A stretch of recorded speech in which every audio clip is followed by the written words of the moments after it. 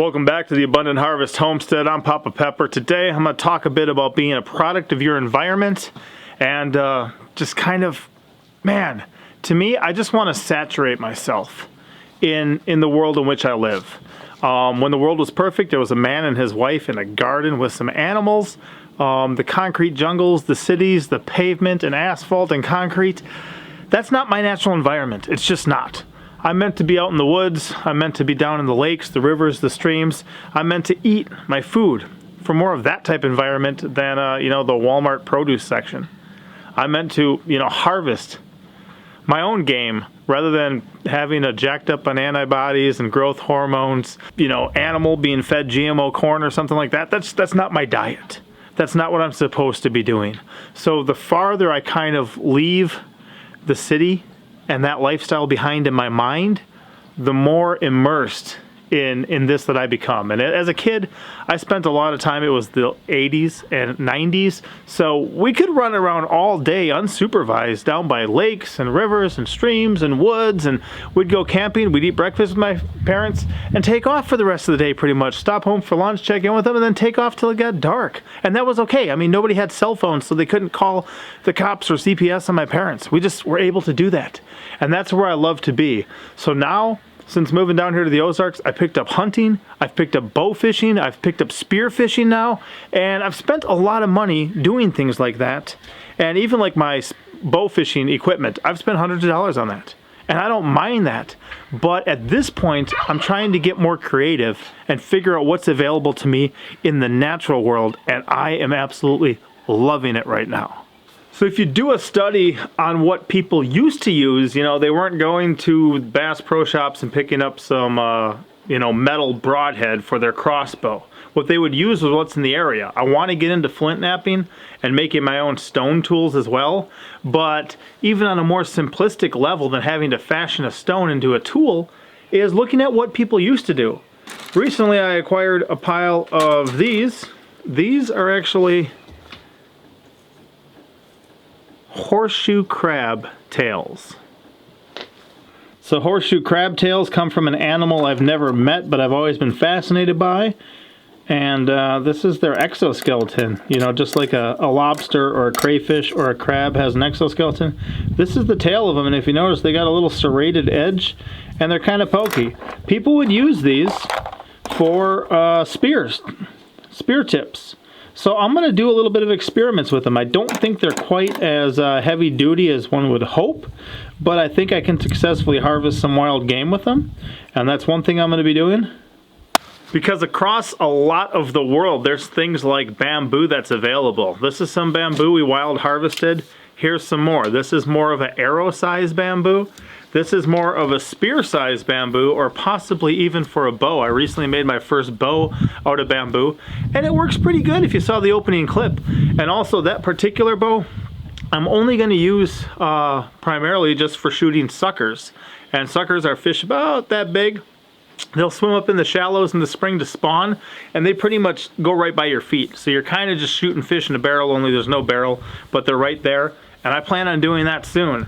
I'm going to do a bunch of experiments on this type of stuff. Horseshoe crab tails are one thing people would use. Another is stingray barbs. Now stingrays have cool little barbs, but they're kind of savage.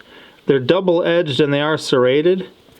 And this way it's pretty smooth. Pushing back that way it really grips my finger and actually takes a couple cuts through the outside skin there. I'm not sure how big the stingray barb was that, killed Steve Irwin, but this is pretty savage, but they're also kind of lightweight and not exactly super heavy duty, but people have used these for arrow tips, for spear tips, and remember, all you need to do is get one, fish or one animal harvested with one of these, and it served its purpose and made it worthwhile. If you have access to a bunch of them, you could make all sorts of, arrows or spears and then kind of have them be almost disposable, at least at the tip level. They somewhat remind me of porcupine quills because porcupine quills, although you can't see them, they have little grippers too that make them bury themselves in deeper as opposed to being able to be easily pulled out. In fact, I remember once we were goofing around with some. I had a you know, a short sleeve shirt on, and for some reason a guy I know chose to take one and stab it into my arm. And what I would do is if I went like this and wiggled my wrist, all the tendons and muscles and stuff moving through there to do it, it would slowly go back and forth and just bury itself deeper and deeper. And these guys are hollow. They're very lightweight. But what I used to do is I'd snip the end off that attached to the porcupine, put a couple little feathers in there, and either take like some tree sap or glue and put them in there, and you could fit quite a few of those in a straw. You blow that, it was like a shotgun blast of little darts. Kind of a fun little thing. I don't think I would be able to really harvest a wild animal with them, but still kind of a fun, interesting thing to do. But if you'll notice, I'm in the middle of the Ozarks, so stingray barbs and horseshoe crabtails, they're not exactly readily available to me in my area. But a couple cool things that are, which are also byproducts of me either spearfishing or bow fishing, are things like this. These savage little guys are actually the dorsal barbs off of common carp, and they are savage. This is a single here, but they show up as doubles. See that line down the middle? Here's where it attaches to the back of the carp.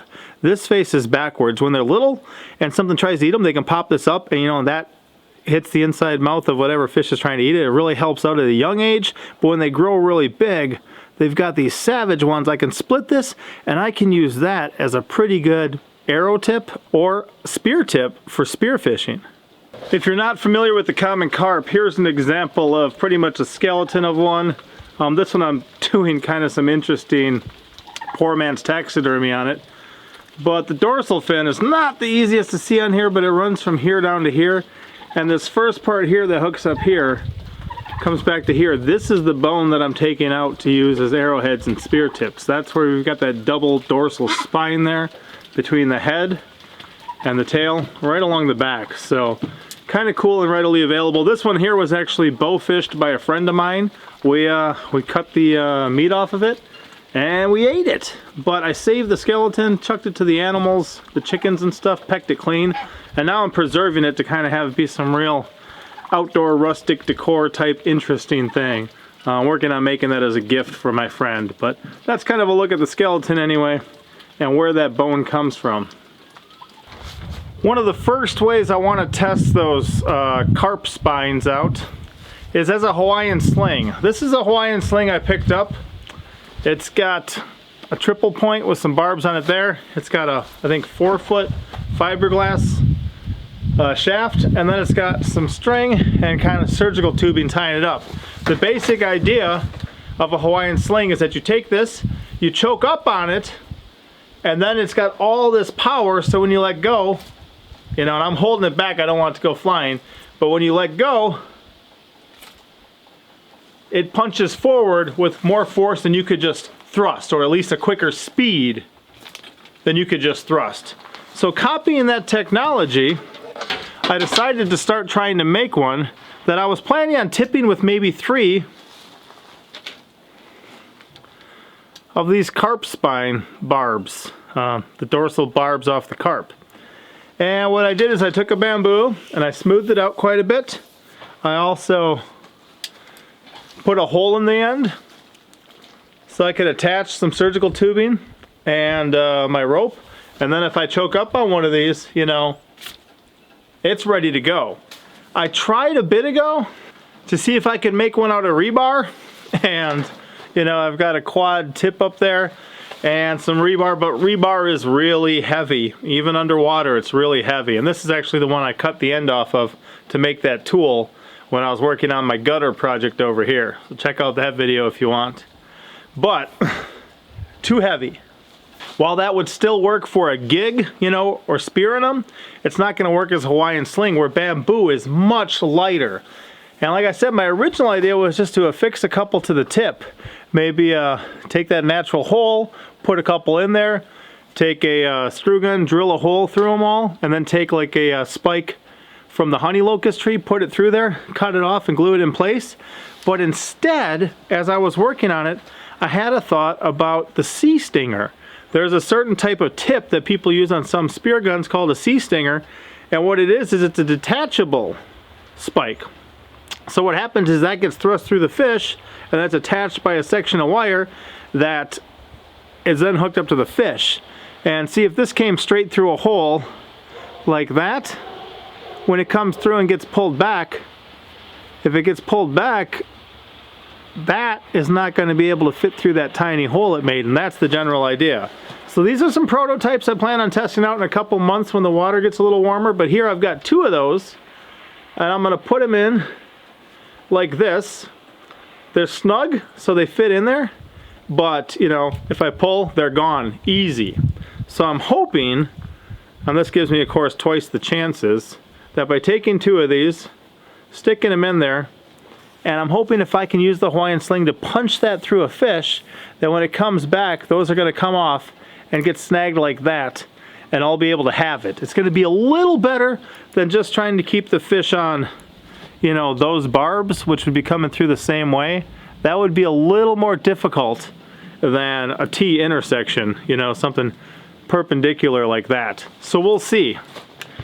As I was talking with a buddy of mine who also is into spearfishing, bow fishing now, this type of stuff, he was suggesting why not make a type of a slip, because he was saying if you take something that big, and this one happens to be a stingray barb, and you shove it through a fish this fat, to get that back out is going to be difficult. You can't just pull your rope because you're at a T intersection, right? So he was saying, why don't you put a loop on your you know, spear pole.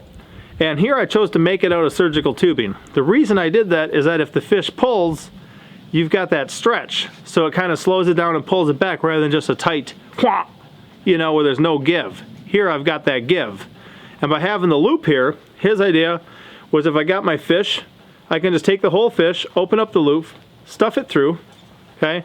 Then take it from this side, pull just the string through the fish rather than the barb through the fish, and then hook it right back up on here after I stuff my fish in the bag, reload it, and go again. So again, I'm going to take the Hawaiian sling. Hopefully, I'm going to do some research, choke up on it, send that, punch it through the fish. This is going to go through the fish, hopefully hit perpendicular on there. It's going to start pulling. I'm going to pull it up, grab the fish, open this up, stuff it through that hole, take my fish, pull this out of it, put the fish in my bag, take that through the hole, through the loop, and then reload and be ready to shoot the next one.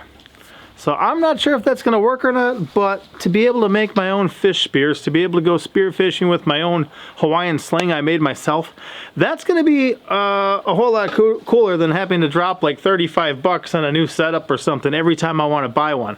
Definitely like this, definitely appreciate it. I know friends who have this. I've seen people get GAR and stuff with it. I think so far I've only got suckers myself with it, but I've only been spearfishing like 3 or 4 times, and it was always an area where there wasn't any GAR there at the time, so I didn't even have an option to try to get GAR, and I'll still use it. Super excited about having it as a tool, but I don't always want to have to order a replacement. I want to be able to craft my own from my own environment. And as I talk about being a creature of my environment, you know, that's not always a bad thing. I hope that my children become products of their environment. You know, the home, the beliefs, the faith that we're raising them in, but then also this world around them.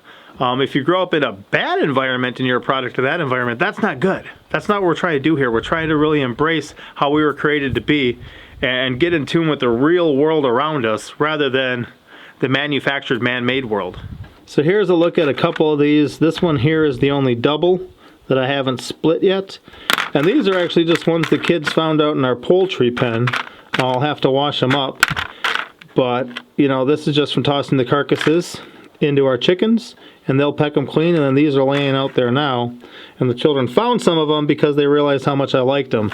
So at the moment, they're not all the straightest. That one's kind of crooked. This one's got kind of a nice straight section, but then they're kind of bulbous at this end too, which depending on what you're using them for, may not be the best. Right now, I file them down and make them like that, you know, as opposed to having that big end on them. So that's going to work for the project I'm working on them with. And another one that people have in this area is going to be GAR scales. These happen to be some alligator GAR scales that I ordered. And we do have alligator gar in the state, just not right here by me, so I'll have to go on a bit of an excursion and adventure to find them. But we do have the long-nosed gar readily available right at the lake. And what I can do is I can take those scales and fashion them into these little arrowheads. Here's a little example of what these long-nosed gar look like. And those are mostly about 3 to almost 4 feet long. I was doing some interesting experiments with like a poor man's taxidermy, filling them with great stuff. But savage looking creatures, crazy teeth on them, and then some nice hard scales too that are available. So many per fish. And the gar down at the lake, look at this. They get massive. And this one, the tail's actually broken off.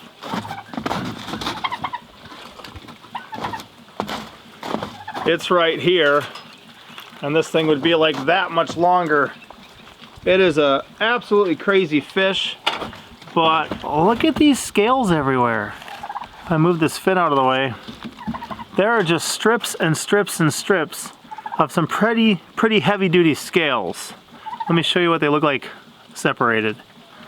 So off of something like this, I can just pull a strip, and this here, look at that. That's eight little gar scales. All you gotta do is break them apart like that, and you've got your scale that then you can work with and craft. And they're really good shape already. And I mean, just look at how many you get off of just one little piece of a fish like that.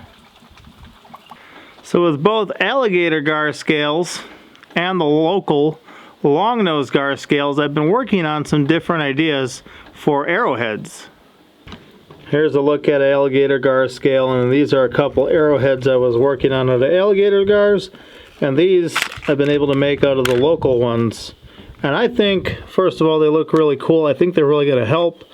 I've got where I can stick them on a bamboo shaft, drill a hole through the bamboo, secure that little hole in place, and then wrap them. Right now I'm wrapping them with synthetic sinew, but I also have regular sinew available. This one here is deer sinew, and I wrapped it, this is the first one I made.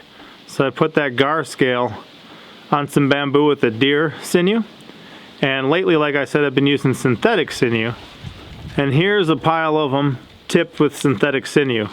These three here are going to be alligator gar. These two here are going to be long-nosed gar.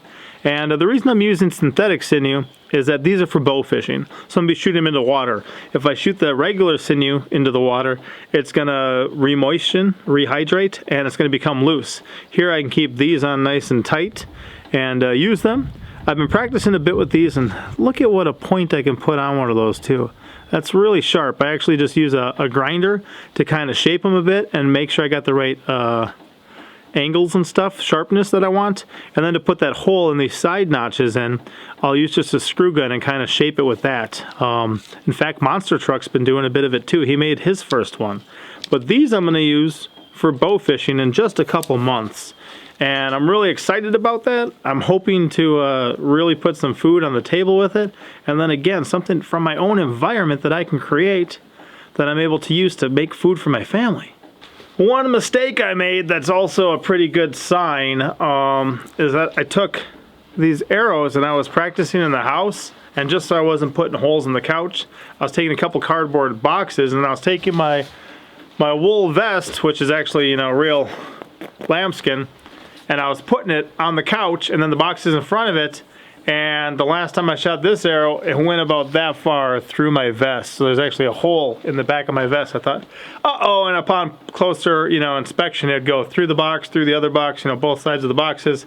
And it punched a couple holes in the vest. Anyway, you can't tell with all the wool, but a good sign is if this is able to go through all this wool and still puncture the skin up to there. Obviously there was no meat inside the skin, but it went that deep. And it broke through there. So as far as hunting game, this is very, you know, I'd want a much better arrow. The tip's probably good and sharp enough, but a stronger bow too. But the possibilities seem to be there for succeeding in this. Here's an example of a bow fishing rig. This is one I picked up from my children, but I've also used it too. So it's a compound bow. And then this one happens to have an AMS retriever on it. So this is going to keep my bow fishing line in it. then I've got this nice arrow, which has got a serious barb and a good point. So when you shoot the fish, the arrow pierces the fish. These guys keep the fish on the arrow, and this line keeps it hooked up to your bow so you can reel it back in. We've harvested a lot with these. The kids have done really well.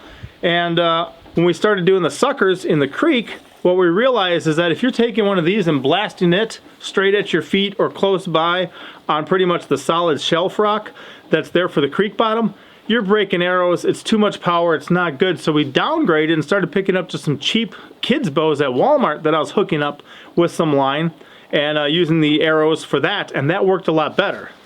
So to kind of replicate that at the moment, I took a nice 6-foot section of bamboo, put a hole through the top of it, added some synthetic sinew, and then I left it as a notch on this end so I can just pop it in. And come spring, I plan on doing some full primitive catch, clean, and cooks with either spear fishing, bow fishing, maybe both, or I actually build the entire thing in a video.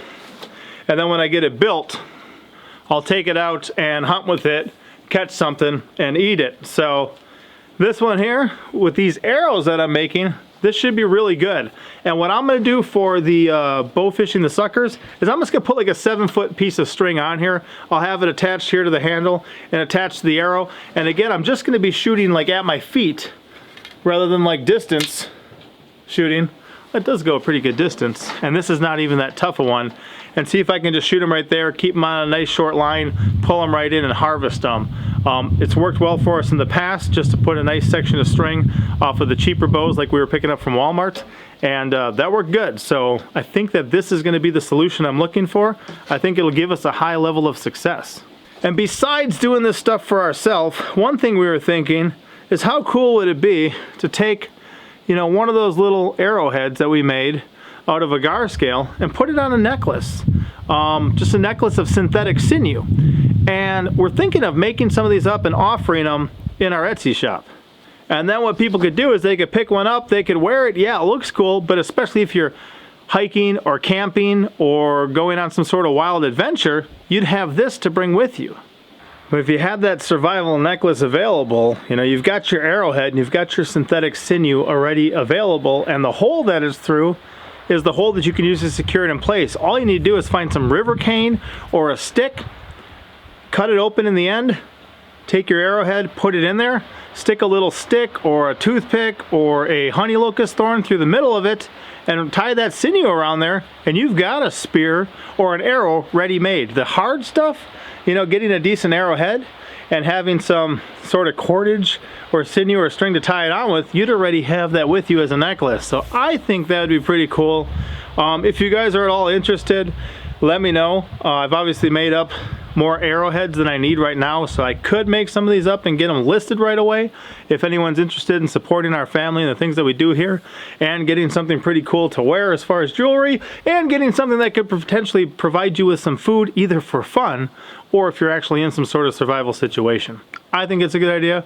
I think we're all going to have some that we can at least wear sometimes and have them available, and we're looking forward to it. In fact, check out the one Monster Truck made. Here's an example of what one of those necklaces looks like. And look at that arrowhead there. Why is that arrowhead special? Because I made it. You made it?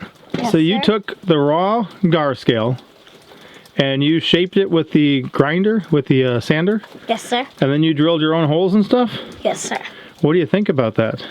I think it's pretty cool. Do you think that that'd be a good thing to have with you already if you got like lost in the woods and needed food? Yes, sir. Yeah, you know, because what would you need to find besides that? A stick. A stick. And you could be stabbing fish. If you had a little more resources, you could make an arrow and shoot fish, right? Yes, sir. You think you want to make some more of those up? Yes, sir. That's one thing we're going to do with this guy too. You're how old now? 8. He's 8 right now. He'll be 9 by the time we get back out bow fishing again, but I'm going to have him make his own arrow, his own bow, his own arrowhead, and see if you can get your own fish with it, right? Yes, sir. Are you excited about that? Yes, sir. Do you think you can do it? Yes.